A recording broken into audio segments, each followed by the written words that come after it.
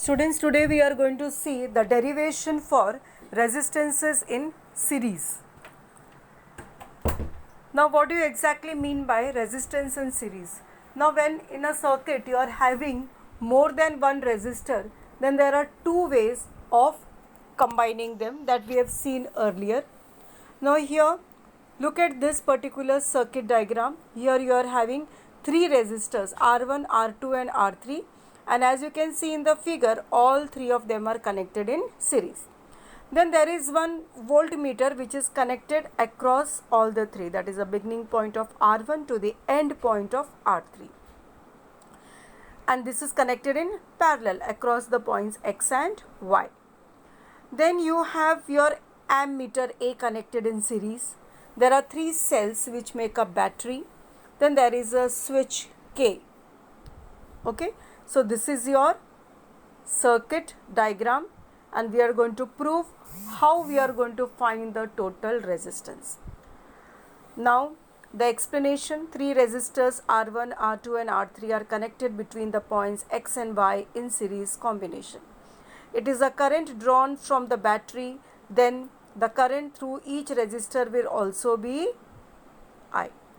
Okay, now you can see that the same current is going to flow from R1, R2 and R3. In series we have studied that the same current flows through all the three resistors. Okay, so now going further, now you know that the voltages are different in case of series combination.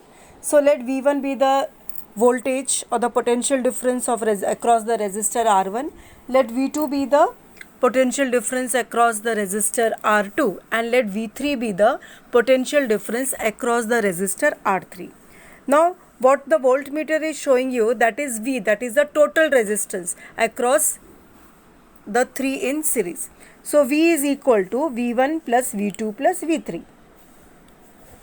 Now by using Ohm's law, we can write, you know that Ohm's law states V is equal to IR. So we can write V1 is equal to IR1, V2 is equal to IR2 and V3 is equal to IR3. Now we will add up all the three equations. So LHS will become V1 plus V2 plus V3, and that will be equal to IR1 plus IR2 plus IR3. Now V1 plus V2 plus V3, the LHS becomes now V, and in the RHS you get I common, and in bracket you can write R1 plus R2 plus R3. Now again you see it has taken the form of Ohm's law, that is V is equal to I, and instead of R we are having R1 plus R2 plus R3.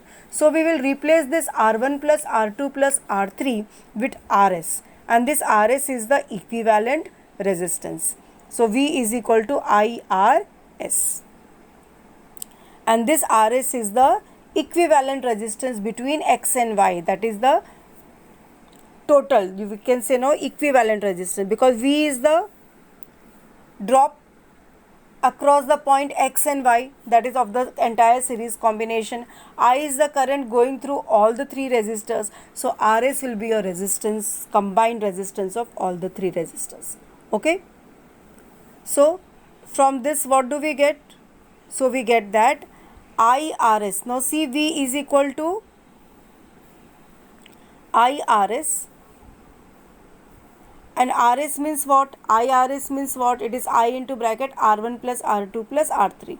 So we will cancel I, and now we will get, see this is from 2 and 3. 2 what you are getting? V is equal to I into bracket R1 plus R2 plus R3. And suppose we take the equivalent resistance between X and Y as RS, then we can write V is equal to IRS. Now both LHS are same. So what we will do, we will equate the RHS by saying IRS is equal to I into bracket R1 plus R2 plus R3. How equation 3 has come? Equation 3 has come because V is the total PD across the combination, I is the total current flowing in the combination.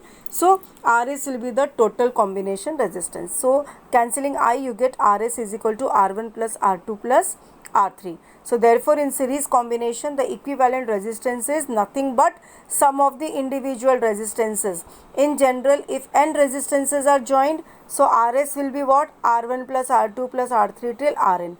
So that means if 2 ohm, 5 ohm and 7 ohm are connected in series, then effective resistance will be 2 plus 5 plus 7, that is equal to 14 ohms.